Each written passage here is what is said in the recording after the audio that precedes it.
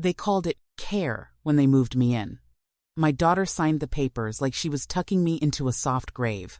She thought I didn't read what I was signing. But I did. Every clause, every loophole, every opportunity. The contract was thick, full of soft words, protection, peace of mind, family support.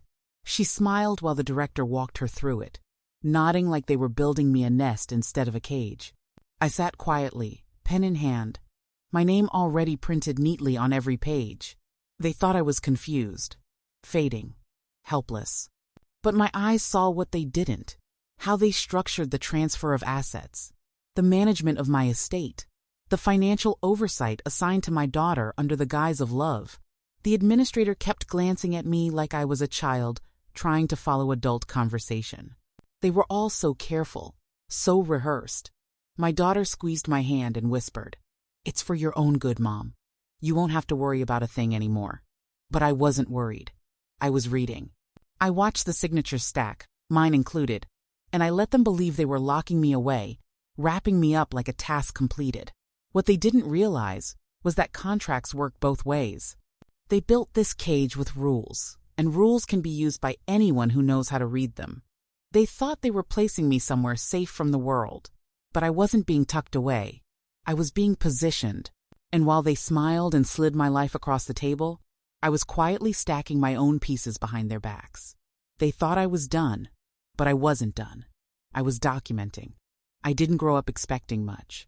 My mother taught me early how to make a meal stretch and how to patch the same pair of socks until the fabric wore too thin for thread to hold. We didn't have much, but we made do. I learned that love wasn't grand gestures. Love was knowing when to give the last slice of bread to someone else. When I had my daughter, I promised myself she would never feel that kind of emptiness. She would always be full of food, full of warmth, full of love. And for many years, she was. I worked, I cleaned, I fed her before I fed myself, double shifts cleaning offices downtown, scrubbing toilets at dawn before the world woke up, then coming home to make breakfast before she left for school. My hands stayed raw from bleach and scrubbing brushes. My feet ached by noon every day, but I kept moving. I made her dresses by hand, carefully stitching lace onto collars, making sure every seam was straight so she wouldn't feel any different from the other girls with store-bought clothes. I clipped coupons like they were currency. I saved every penny I could squeeze out of each paycheck, tucking away small bills into coffee cans hidden under the sink. When Christmas came, I shopped all year little things from thrift shops, careful finds from clearance shelves, wrapping each one in brightly colored paper so she'd never see the frayed edges behind the magic. She never asked for much. She didn't have to. I made sure her world felt full. Family dinners were sacred. Sunday roast, even if it was mostly potatoes and gravy stretched to cover what meat I could afford. I lit candles, played soft music, and filled the air with laughter. Every birthday was marked with homemade cakes, hand-sewn decorations, and tiny surprises. I made traditions out of thin air. I created holidays from scratch. When she cried after school, when kids were cruel, when grades slipped, I held her tight, whispered into her hair, told her she was strong, that she was worth everything. I wiped tears she never had to see fall from my own face once she went to bed. Because a mother's job is to hold the world steady so the child can keep dreaming. When she grew, so did my sacrifices. College wasn't a question, it was a mission. I saved for years, taking extra shifts, selling old jewelry, borrowing against what little I had. I packed her bags with clothes folded crisp, tucked $20 bills into secret pockets for emergencies. I drove her to that campus with a proud heart, waving goodbye with a smile stretched so wide it nearly cracked, even as tears burned behind my eyes on the way home. She called home less often after she met him. The man who would become my son-in-law had the kind of smile that made you feel small if you looked too long. Polite, cold, strategic. But I welcomed him like a son, because that's what family does. You open your door, your table, your arms. I helped plan the wedding, sewed the alterations on her dress myself, baked dozens of pies for the reception, so we could afford extra flowers. I told myself it was love. It was always love. As the years passed, The distance grew. Visits became shorter. Calls became quick check-ins. We're just so busy, Mom. Holidays were squeezed between their other plans. Birthdays came with late phone calls and cards signed, but not handwritten. The grandchildren came bright, beautiful little faces, who I saw less and less. They've got so much going on. We'll bring them next time. There was always a next time. I told friends they were busy, that they were doing well, that I didn't want to be a burden. I defended their absence because the truth stung too much. The truth whispered late at night, while I stared at the empty kitchen table. The table I once filled with love and food and stories. The house became too big, they said. You don't need all this space, Mom. It's too much for you. My daughter rearranged my kitchen during visits, moving my spices, my dishes, my memories.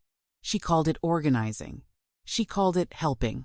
My son-in-law said little but nodded along, his hand always gently guiding her elbow as if steering her away from my resistance. They said they were protecting me.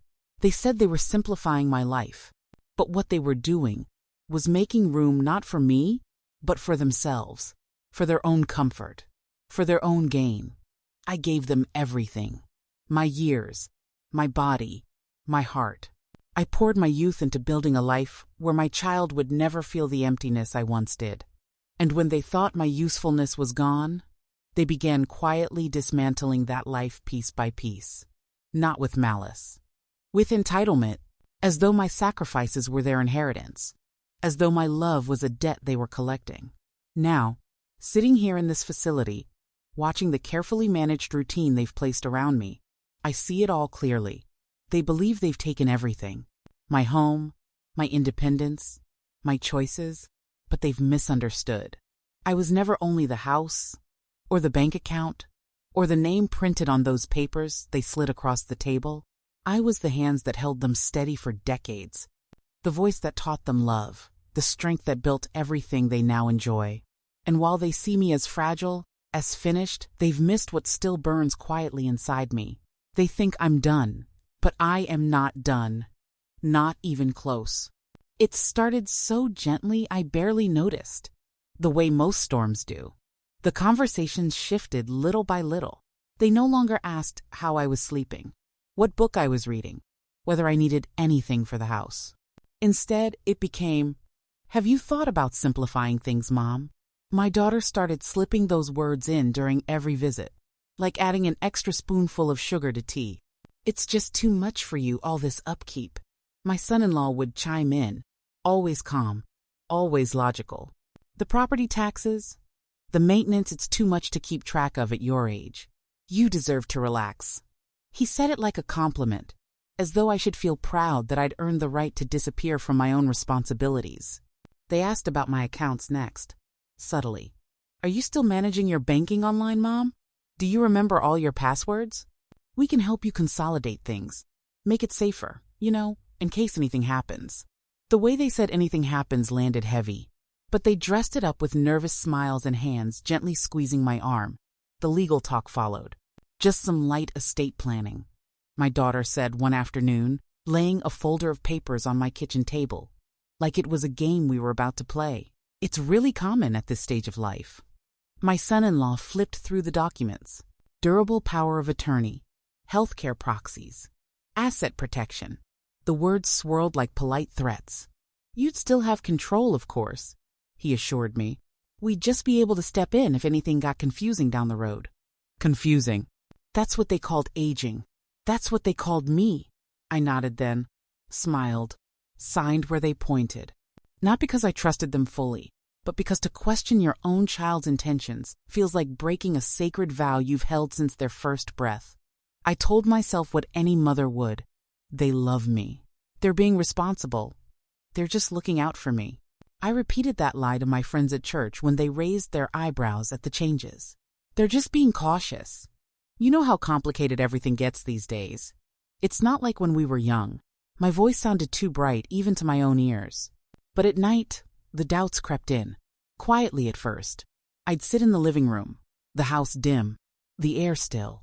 I'd stare at the empty chair where my daughter used to curl up with bedtime stories, where we once whispered secrets under knitted blankets. I heard echoes of birthdays and holidays in those rooms, but they sounded distant now. The questions kept coming. Do you really need all these accounts, Mom? Maybe we should merge a few to keep things simple. Do you still pay your bills yourself? Wouldn't it be better if we handled the paperwork for your doctor visits? Their voices stayed sweet, their hands stayed gentle, but underneath it all, I felt the tightening, like threads pulling in around me, closing off space I didn't realize I was losing. They began speaking in front of me as if I wasn't there. Quiet planning. Little statements tossed back and forth. Once she's fully set up, we can review her care package options. When we meet with the advisor next month, we'll finalize her long-term care strategy. I was sitting right there listening, breathing, but I might as well have been invisible.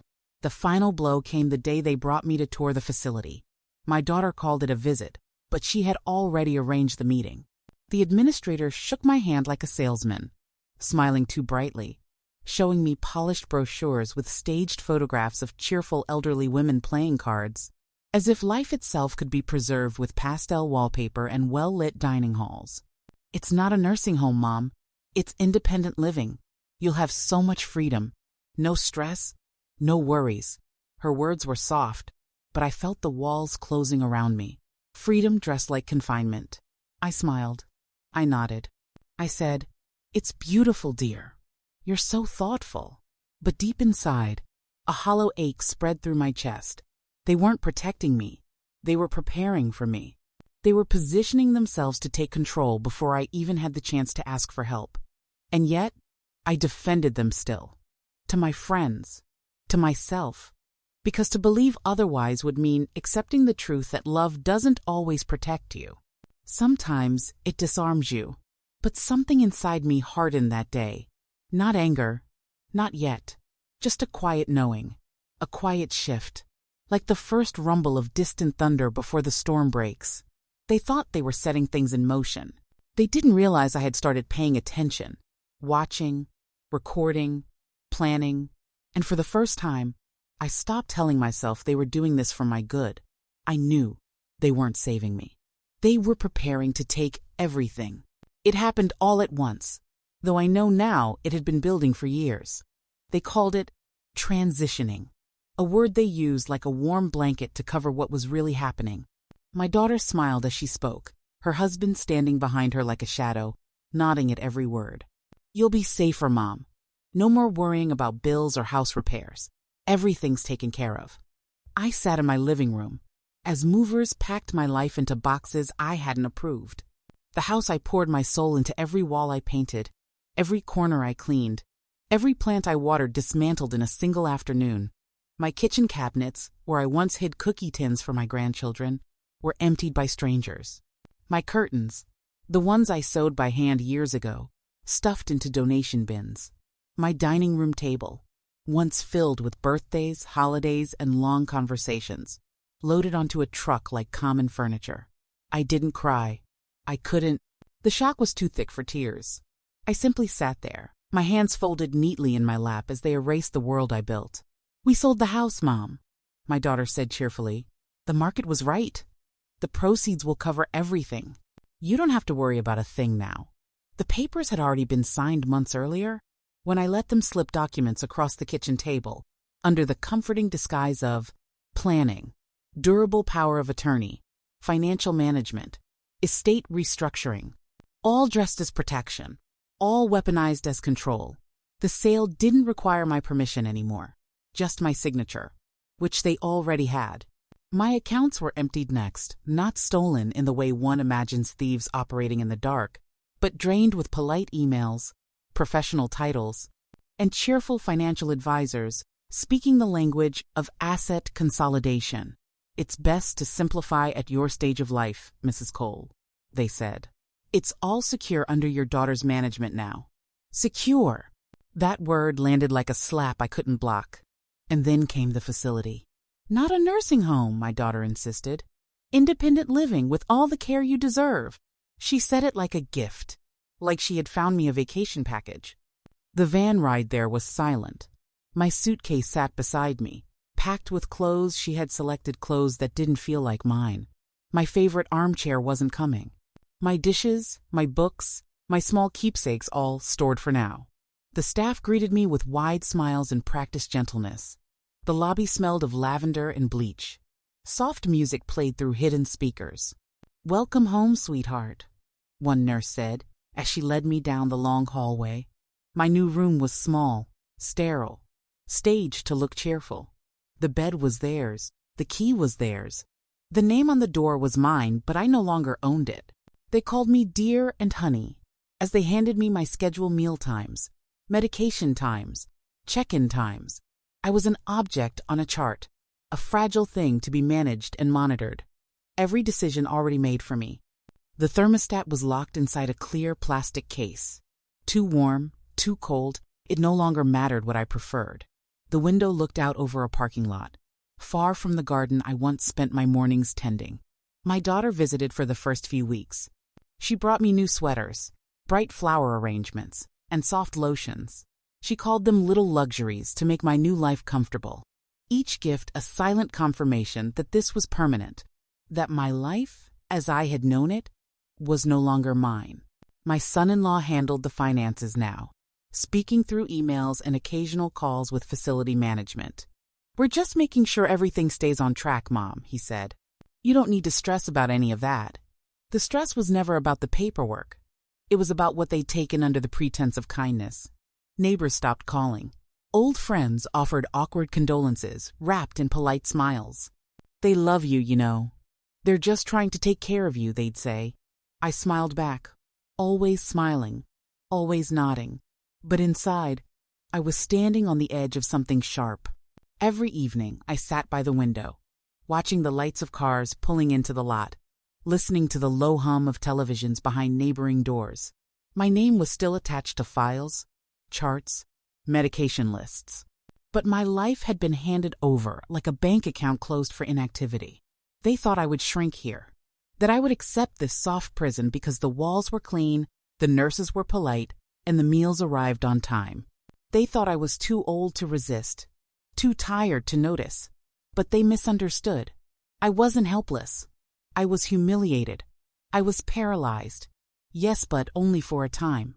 Because while they sat at home congratulating themselves for doing the right thing, I was sitting in this room quietly studying the contract they signed on my behalf, reading every word, every clause, every loophole. They thought they took everything while smiling, but they left me with one thing far more dangerous than they realized: time. The days inside the facility were long, quiet, repetitive, but they underestimated what quiet can become. While others played bingo or watched the same afternoon programs, I read, and not just novels or the large print magazines they left in the lobby. I read everything they didn't expect me to notice: the intake forms, the residency contract, the financial agreements my daughter had signed on my behalf, the facility's policies, the staff handbooks, even the small print on their glossy brochures. They called it care. I called it leverage. At first, I read out of anger, out of humiliation. I wanted to understand exactly what had been done to me. But the more I read, the more I saw. The contracts weren't just cold, they were sloppy. Vague language, shifting responsibilities, terms designed to protect the facility's owners more than the residents. And buried deep in those documents, I found something far more valuable than pity. I found cracks. The facility wasn't owned outright by a single company. It was a patchwork of investors, management groups, and holding companies. Some had been sold recently. Some still owed debts. The paperwork danced around liability like a tightrope walker avoiding a fall. But every tangled thread was a thread I could follow. I hadn't forgotten the skills I learned decades ago, while managing our small family business before my husband passed. Reading contracts, negotiating leases, managing vendors, it came back to me like muscle memory. Numbers, ownership structures, legal terms, things my daughter never understood because she never had to.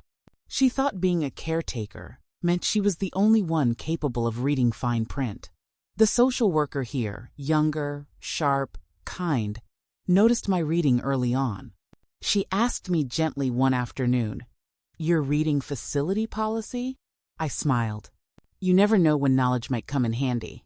She returned my smile with something more than politeness. She understood. Through her, I gained quiet access to more information: public records, tax filings, property transfers. She arranged for me to meet discreetly with an attorney who specialized in elder financial exploitation. We spoke behind closed doors while the staff assumed I was out for a scheduled walk. With each conversation, the picture became clearer. The facility was financially fragile.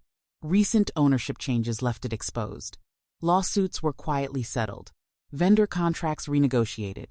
Deferred maintenance pushed back repeatedly to save costs. My daughter's financial management had made them comfortable for a time. My assets helped patch their holes. But now, the foundation was unsteady. One good push could tip the entire structure. And that's when I remembered an even older contact, a former business associate of my late husband. We hadn't spoken in years, but when I called, his voice was warm. "You always were the sharp one," he said. "They thought you wouldn't see it, didn't they?" Together, we quietly explored the ownership group behind the facility. Several smaller investors were desperate to unload their shares, fearing the growing instability. With the help of silent partners, old friends who respected me more than my own daughter ever did, we began acquiring small portions of the company piece by piece. Not loudly, not all at once, quiet purchases, quiet control. Every night, I sat by my window, sipping tea, watching the cars pull in and out of the parking lot. And as the moonlight reflected softly off the glass, I whispered to myself, "They called it care. I called it leverage. They had used my love to steal my freedom. But now I was using their greed to reclaim my power, and they had no idea what was coming." The moves were slow, deliberate, quiet, the kind of work no one sees until it's too late. While my daughter and son-in-law went about their lives, certain I was safely contained behind these well-decorated walls, I was sitting by my window building something they never imagined. Not resentment, not rage, ownership. The attorney, my social worker, connected me with young, sharp, respectful, became my partner in all of this. She treated me like a client, not a confused old woman. She listened. She explained without condescension. And she moved quickly. Together, we peeled back the layers of the facility's ownership like pulling apart old wallpaper. Shell companies, private investors, some barely holding on financially. It was a tangled mess, the kind people like my daughter count on elderly eyes never bothering to untangle. But I read every word. I reviewed every file. Every legal clause they once used to take my name off decisions became a map for how to reclaim what they thought was secured. My late husband's old friend, who still had influence in business circles, made a few calls on my behalf. Quiet inquiries, unofficial offers. No one knew the hand behind those offers belonged to me. One investor, then another. Shares quietly changed hands. Silent partners who were eager to distance themselves from the sinking liability. Each time an ownership transfer occurred, my name sat behind it like a quiet signature. No one questioned. Piece by piece, I moved closer to control. The debts the facility owed gave me leverage I used to negotiate better terms. They needed fresh capital. I gave it, but on my terms. Weeks turned into months. My daughter continued her polite visits, completely unaware of the storm quietly forming around her. She still brought lotions, bright scarves, treats she thought made her feel like a good daughter. "You're so well cared for, Mom. I'm so glad you're finally safe here." I smiled, nodded, thanked her, all while signing documents she didn't know existed. My attorney filed motions to audit the handling of my estate. The financial trail my daughter had created under the guise of protection revealed significant breaches of fiduciary duty. She had commingled funds, authorized unauthorized transfers, and failed to maintain required reporting. The facility's management had been more than happy to turn a blind eye while the money flowed in until the legal filings arrived. That was when the final opportunity came. A large shareholder worried about litigation and public exposure offered to sell their entire stake quietly. My team moved swiftly, and when the papers were finalized, I became the majority shareholder of the very facility where they thought they had locked me away. I sat across from my attorney in my small room that evening, the final transfer document on the table between us. My signature waited at the bottom. She slid the pen toward me. "This makes it official," she said softly. I took the pen, steady, calm. My hand didn't tremble. I signed. My name. The same name they once used to strip me of control was now written as owner. They placed me in care. I bought the care. The facility continued to run as it always had, but now under new leadership. Mine. The staff didn't know at first. The residents didn't feel any changes immediately. But the power had shifted. And with it, my world returned to me. My daughter didn't find out until she received the letter from my attorney. A formal notice that her financial authority was revoked, that her handling of my accounts was under investigation, that any future contact would be handled through legal counsel. She called, of course, several times. The voicemails came with urgency. "Mom, what's going on? We need to talk. You don't understand." But I did understand. I understood everything. I watched the sun set that night from my familiar corner window. The same view I'd stared at during my darkest days in this place. But this time, it looked different. The parking lot lights glowed softly as cars came and went beneath my watch. The halls hummed with quiet activity. This wasn't their victory anymore. It was mine. They thought they had placed me into care. But I didn't just reclaim my freedom. I owned it. The first thing I did was review every contract the facility operated under, every policy, every employment agreement, every vendor relationship. I read them the same way I read the documents they once slid across my kitchen table. But this time, the signatures belonged to me. I didn't yell. I didn't call meetings with raised voices or demands. I rewrote the contracts. Quietly, cleanly. The head administrator, the one who'd once spoken to me with that syrupy voice, calling me sweetheart, as she managed the steady drain of my savings, was relieved of her duties. A single letter, hand-delivered by the new legal director I had appointed. There were no arguments, no appeals. She packed her office in silence. The nursing director was next. The woman who treated me like a fragile doll, speaking in that soft, patronizing tone whenever I asked about my own medications or care decisions. She was gone within days. No confrontation, just clean paperwork. The staff remaining were called in one by one. I met with them personally. Not as the frail resident they once helped into bed, but as the owner. I sat at my desk once occupied by the same administrators who viewed me as a passive asset, and explained how things would run now. "You will treat every woman here with dignity," I told them. "The same dignity you would demand for your own mother." We raised wages, increased staffing, improved meal quality, extended visiting hours. No more locked thermostats. No more speaking to residents like they were children. My facility would not be a place where mothers came to disappear. It would be a place where they were seen, where they were honored. Meanwhile, my daughter and her husband scrambled behind the scenes, reaching out through attorneys and financial advisors, desperate to regain control of what they had so carefully built for themselves. But the doors were closed now. Their access to my accounts gone. Their power of attorney revoked. Their care exposed for what it truly was. They sold my house. I bought their building. They haven't fully accepted it yet, I think. I can feel it in their letters, their voicemails. The tone shifts from panic to guilt to pleading, then back again. "Mom, you misunderstood. We never meant to hurt you. We just wanted what was best for you. Don't do this to the family." But I am doing nothing to the family. I am simply ending what they started. Some distant relatives called too. Well-meaning cousins, old friends who once praised my daughter for stepping up to handle things. Now they gently suggest reconciliation. "You're still her mother," they say. "Maybe you could forgive. You're not getting any younger, number." I am not angry anymore. I am not bitter. But I will not pretend that theft, dressed in the language of love, was anything but what it was. They counted on my silence. They counted on my trust. They used both as currency. And when they believed they had safely tucked me away into this place, they relaxed, thinking the game was over. But they forgot who raised them, who built everything they now enjoy, who taught them strength. The soft revenge is not the money. It's not even the ownership. It's the silence, the stillness, the control they no longer have. The cold certainty that the woman they thought too fragile to resist has quietly slipped the rope from her neck, picked up the pen, and rewritten the ending. At night, I still sit by my window. The same parking lot.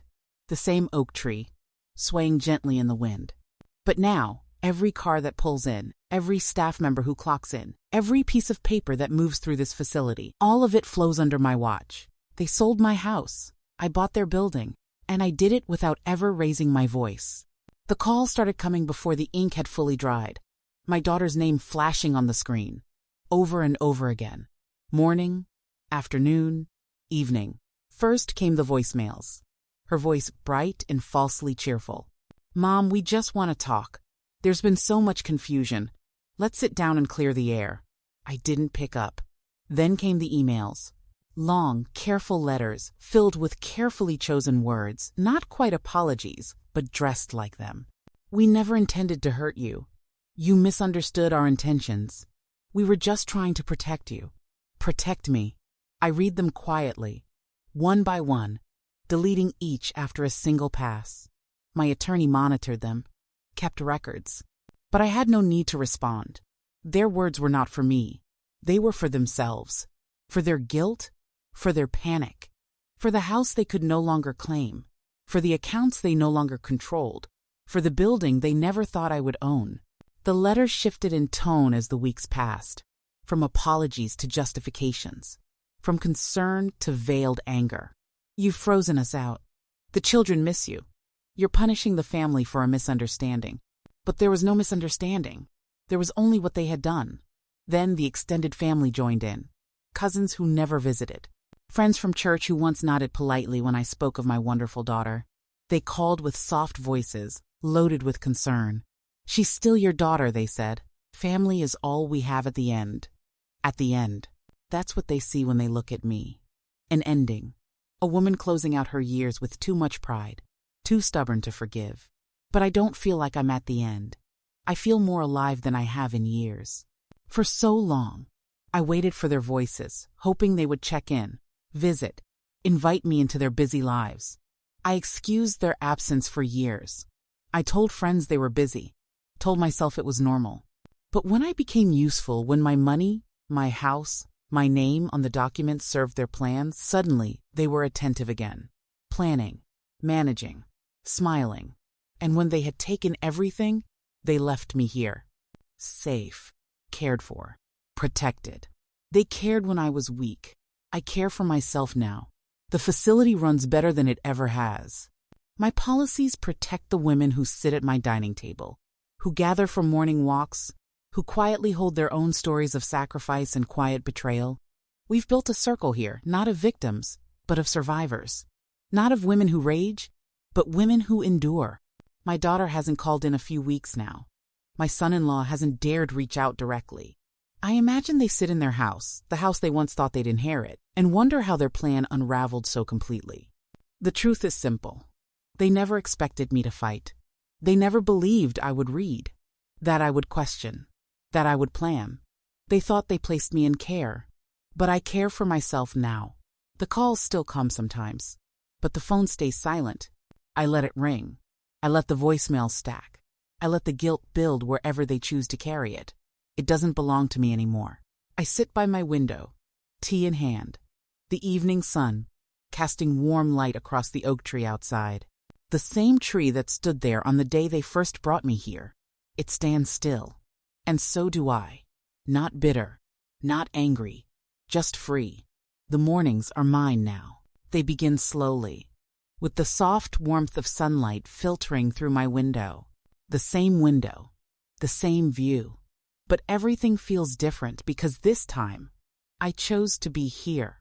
This room, once a symbol of my defeat, now feels steady beneath my feet. I sit in my favorite chair, the one they once picked for me to make it cozy. Now it's mine because I say so, not because they arranged it that way. The coffee is hot, exactly how I like it. I sip slowly, listening to the quiet hum of life outside. Nurses pass by. Residents chat softly.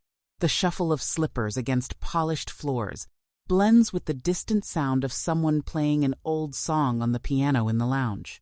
I don't supervise every detail anymore. I don't need to. The right people are in place. People who care. People I chose. The staff meet my eyes now, not with pity, but with respect. I no longer need anyone's permission. Not theirs. Not anyone's.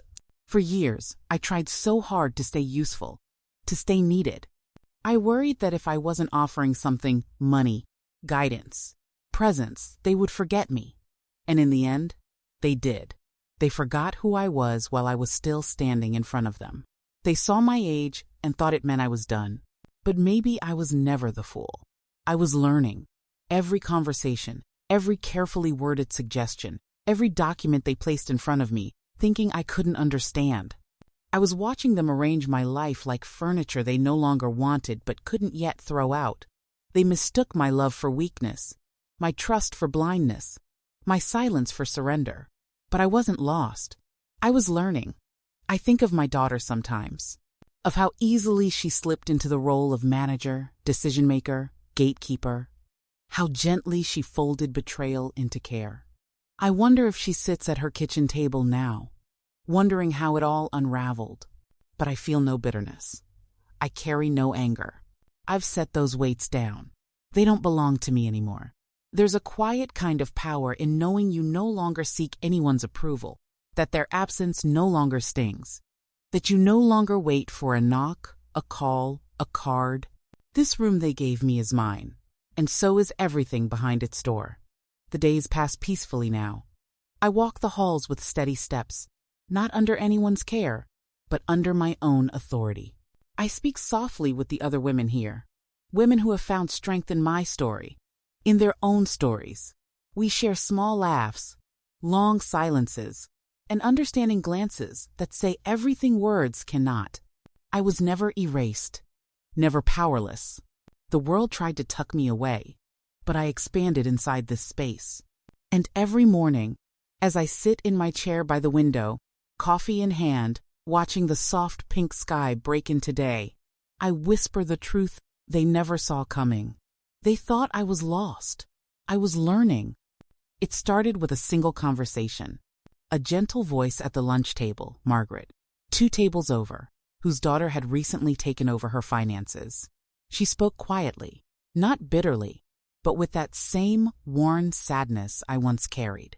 "They say it's safer this way," she said, stirring her tea without looking up. "They say I'm too tired to handle it all."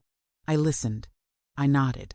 And for the first time, I answered not with polite reassurance, but with quiet truth. "They said the same to me," I whispered. "But tired doesn't mean blind." That was how it began.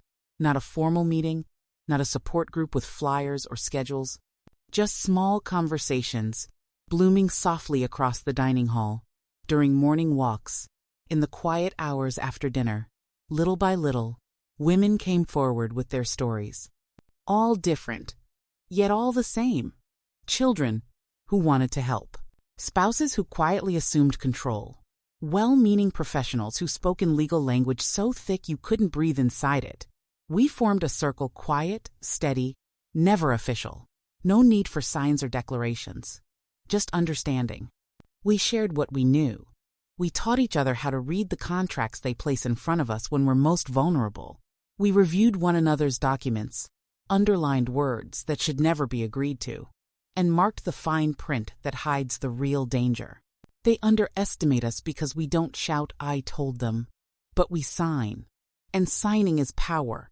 We talked about power of attorney, about estate planning, about the difference between guardianship and ownership. The women listened closely, their heads nodding slowly, their eyes sharp, not confused, not helpless. Ready?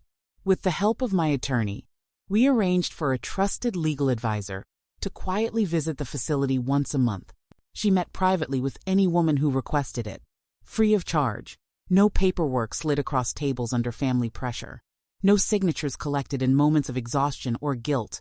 Just clean, clear information. Truth. Some of the women spoke of children who still visited, still smiled, still promised it's all for your good. Some had already lost control of everything. Some were just beginning to feel the tightening ropes. We didn't tell them what to do. We gave them the tools to choose. And as each of them learned, a small light returned to their faces. Not loud, not fiery, but steady. A different kind of ownership. One not measured in property or bank accounts, but in dignity. The staff noticed the shift too. The same caregivers who once spoke to us in syrupy tones now offered respect. They knew the rules had changed. We weren't fragile anymore. We were informed, and knowledge carries weight. I sometimes sit quietly and watch the new women arrive nervous, unsure, trusting. I see the patterns before they do, the sweet family meetings, the helpful suggestions about consolidating assets, the gentle pressure to simplify. I recognize it all, and when the time feels right, I reach out. A simple question. Have you read what they're asking you to sign? They look surprised at first, then relieved, grateful to know someone sees them, someone who has walked the same quiet road. We don't march. We don't protest. We don't shout. But we sign. And with every signature we read, truly read, we take back what they thought was theirs. At night, I sit by my window as always. My tea warm, the moon rising behind the same oak tree.